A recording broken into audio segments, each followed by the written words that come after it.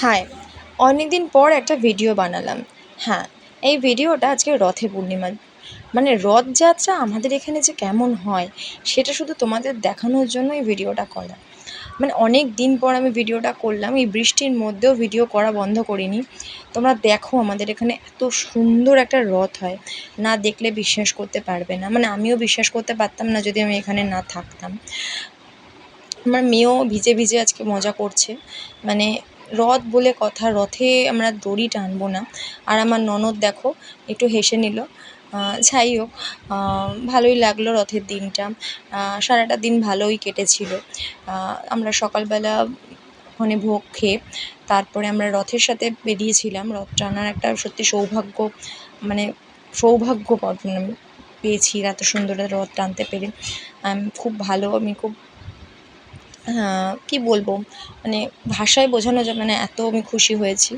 যাই হোক, দিনটা ভালোই কেটেছিল, কিন্তু যদি বৃষ্টিটা না হতো আরও দিনটা আরও ভালো যেত। তোমরা দেখো কত সুন্দর, কত সুন্দর লাগছে সবাই মিলে এই মানে জগন্নাথ যোগদেবের রথ টানার মতন একটা সৌভাগ্য খুবই মানে পাওয়া খুবই একটা আশ্চর্যের বিষয়।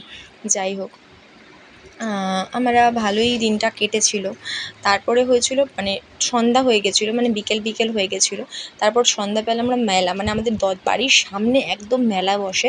মানে খুবই সুন্দর লাগে আমাদের, মানে বাড়ি থেকে বেরোনো যায় না, এত সুন্দর মেলা হয়।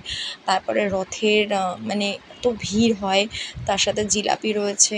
মানে খুবই আনন্দ লাগে দিনটা। তোমরা দেখো আর এনজয় করো। দিনটা কত মানে আমরা খুব ভালো কাটিয়েছিলাম। দেখতে পাচ্ছ কত সুন্দর মেলা হয়েছে। ভিড়ের মধ্যে দিয়ে হাঁটা যাচ্ছিল না। মানে আমাদের বাড়ির সামনের এটা মানে বাড়ির সামনের এটা তোমাদের দেখাচ্ছি। মানে আমার বাড়ির সামনে থেকে আমি এখনও পর্যন্ত বেরোতে পারিনি যে আমরা মেলার দিকে যাবো। তারপর তোমাদের দেখাবো যে আমরা কি সুন্দর ঠাকুরকে দর্শন করেছিলাম।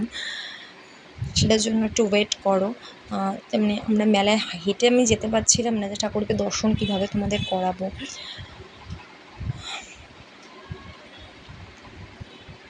তারপরে যাই হোক, মেলায় জিলাপি যদি না হয় তাহলে তো জমে না। যে জিলাপির দোকানে গিয়ে তোমাদের ফটো দেখালাম, এত সুন্দর গরম গরম জিলাপি ভাজছিল, মানে দেখার মতন।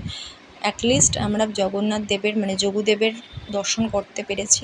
তার সাথে ছিল বাদাম ভাজা। হ্যাঁ, বাদাম ভাজা না খেলে আর রথে জিলাপি না খেলে ঠিক জমে না। তারপরে ঠিক আমাদের প্রসাদ, এই চিনি কলা ব্যাপারটা না আমি কোনোদিনও জানতাম না। এখানে এসে দেখেছিলাম চিনি কলা ব্যাপারটা। তোমরা কে কে জানো আমাকে প্লিজ